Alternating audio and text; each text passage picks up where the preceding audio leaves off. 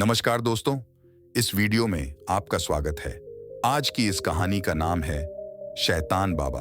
तो चलिए जानते हैं शैतान बाबा की कहानी। सुकन्या के चेहरे पर कोई भाव नहीं थे। उसके कपड़े खून से लथपथ थे। उसके चेहरे पर भी खून ही खून दिखाई दे रहा था।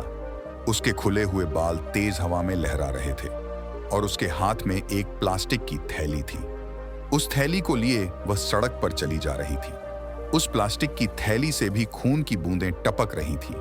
उस रास्ते से गुजरते हुए जिसने भी सुकन्या को देखा, उसके हाथ पैर फूल गए। लोगों में एक अनजाना भय दौड़ गया। औरत, हे भगवान, कौन है ये औरत? इसके शरीर पर खून की बूंदें कैसी? और ये प्लास्टिक के इस थैली में क्या लिए जा रही है? लोगों के मन में बहुत सारे सवाल थे, लेकिन उन सवालों का जवाब किसी के पास नहीं था। सुकन्या सड़क पर चले जा रही थी। कुछ देर के बाद वह शहर के सबसे बड़े पुलिस स्टेशन में प्रवेश किया।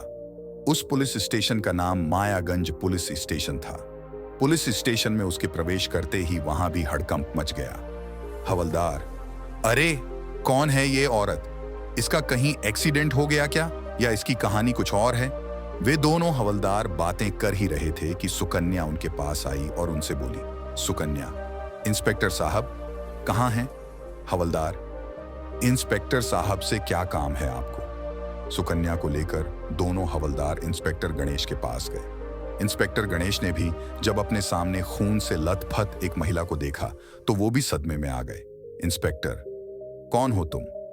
सुकन्या, साहब मैं सुकन्या हूं, मुझे गिरफ्तार कर लीजिए।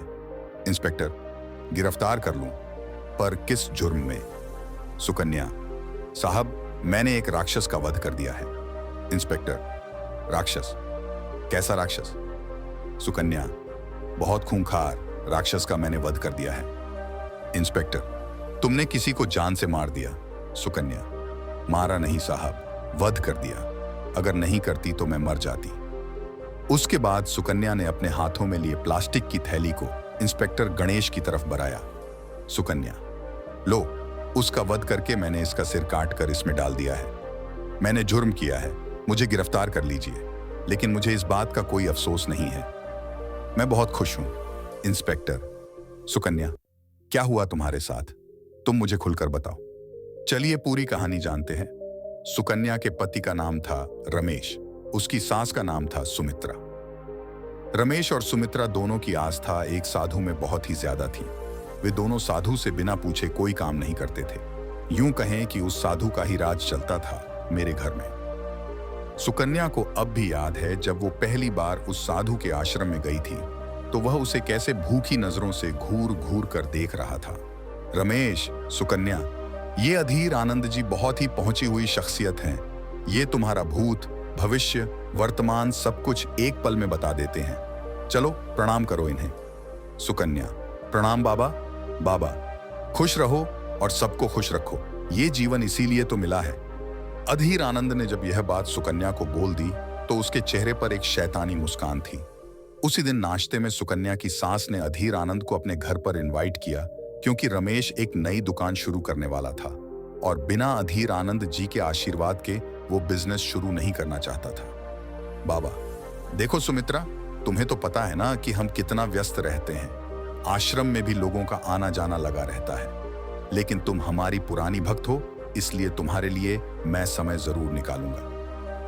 तय तारीख पर अपनी महंगी कार में बाबा सुमित्रा के बेटे रमेश की दुकान पर पहुंचे। जैसे ही वो वहां पहुंचे, सुमित्रा और रमेश उनके स्वागत के लिए खड़े हो गए, लेकिन वो दुकान के अंदर नहीं गए। दुकान को बाहर से ही देखकर उन्होंने कहा, बाबा, मुझे ये जगह कुछ जम नहीं रही है। अभी यहाँ पर काम शुरू करना सही नहीं है। मुझे यहाँ एक तांत्रिक क्रिया करनी होगी, तभी ये जगह पवित्र हो पाएगी। तुम अपना काम शुरू कर सकते हो। रमेश, कितने पैसे खर्च हो जाएंगे बाबा? बाबा, 1,25,000 लगेंगे। उसके बाद इतने पैसे तुम हर दिन कमाओगे। सारी तैयारी होने के बावजूद उन लोगों ने दुकान की ओपनिंग नहीं की। सुकन्या, रमेश, आप समझते क्यों नहीं हैं? अरे पहले से ही इतना उधार ले रखा है आपने इस बिजनेस के लिए, और अब 1,25,000 और उधार उस पूजा के लिए जो उस बाबा ने बताई है। रमेश, सुकन्या, अंधीरानंद जी ने जो कहा है वो तो करना ही होगा ना। सुकन्या, देखिए रमेश, अपनी दुकान मार्केट के बीचों बीच है, वो तो वैसे भी चलेगी, अब इसके लिए पूजा की क्या जरूरत है। तभी वहां पर सुमित्रा आ गई। सुमित्रा, क्या बात है, तुम दोनों किस बात पर बहस कर रहे हो। रमेश ने अपनी मां को सारी बातें बता दी। उसकी बातों को सुनकर सुमित्रा आग बबूला हो गई। सुमित्रा, बहू, तुम्हें पता भी है अधीर आनंद बाबा कौन है, और उन्होंने जो कह दिया वो पत्थर की लकीर है। अगर उसके खिलाफ कुछ करोगी तो हम बहुत बड़ी मुसीबत में फंस जाएंगे। अरे, लाखों लोग भक्त हैं उनके। अब सुकन्या क्या कहती। 1,25,000 लगाकर रमेश ने पूजा करवाई। दुकान तो पहले से ही सही जगह पर थी तो वो खूब चलती थी, लेकिन रमेश और सुमित्रा को लगता है कि ये सब बाबा के प्रताप के कारण है। एक दिन की बात है, सुमित्रा कहीं बाहर गई हुई थी और रमेश दुकान पर था। तभी दरवाजे पर दस्तक सुन सुकन्या ने दरवाजा खोला। सामने अधीर आनंद खड़े थे। सुकन्या, अरे बाबा, आप आइए आइए। अधीर आनंद घर के अंदर आकर बैठ गया। सुकन्या, बाबा, मां और रमेश तो घर पर नहीं है। बाबा, मुझे पता है, मैं तुमसे मिलने आया हूं। सुकन्या, मुझसे? बाबा, हाँ, क्यों मैं तुमसे मिलने नहीं आ सकता क्या? सुकन्या, क्यों नहीं आ सकते?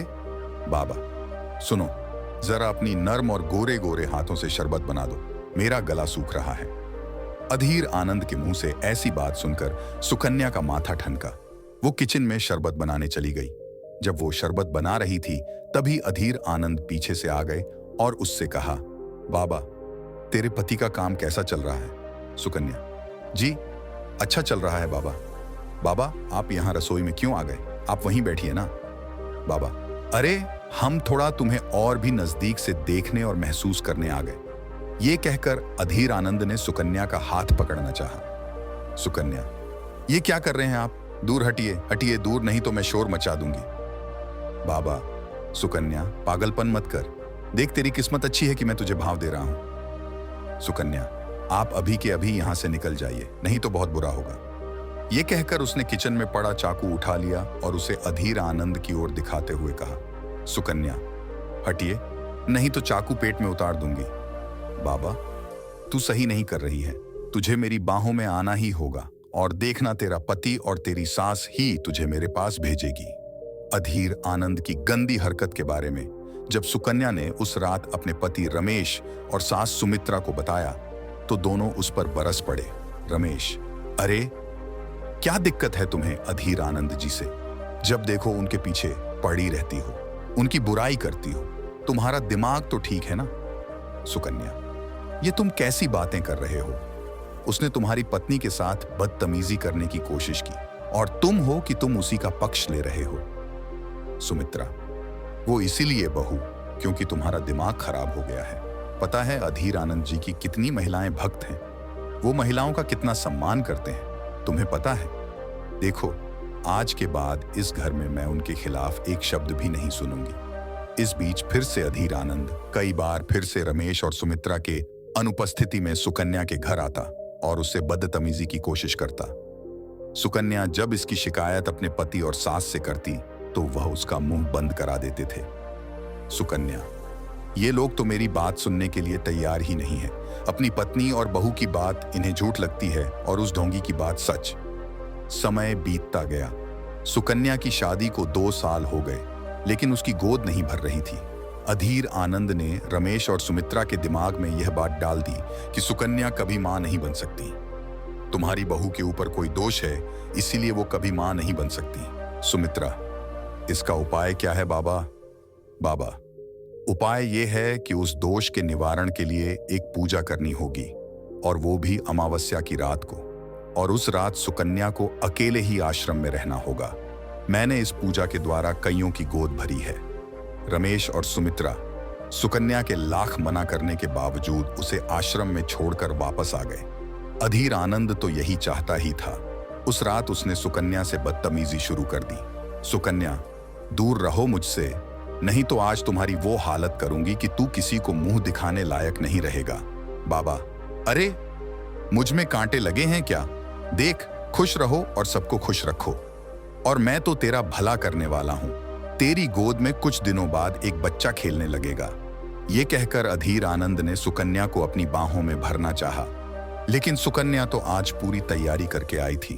उसने अपनी साड़ी में छिपा खंजर निकाला और उस खंजर के एक ही वार से अधीर आनंद का सिर काट दिया। सुकन्या गुस्से में बोली, तूने हद कर दी थी अधीर आनंद। आज मैंने बहुत सहा है, मेरा किसी ने साथ नहीं दिया, इसलिए आज मुझे तेरा वध करना पड़ा। तू औरत को समझता क्या है? औरत शक्ति है, शक्ति, उसे कमजोर मत समझ। इंस्पेक्टर गणेश और थाने के सभी लोगों की आंखों में अधीर आनंद को लेकर बहुत गुस्सा था। सभी के जहन में एक ही बात चल रही थी कि सच में सुकन्या ने कोई हत्या नहीं की, वध किया है। सुकन्या ने जज के सामने सारी सच्चाई रखी और अधीर आनंद के वध का कारण बताया। सुकन्या को 5 साल की सजा तो हुई, लेकिन उसे संतोष था कि उसने एक राक्षस के बोझ से समाज को मुक्त कर दिया।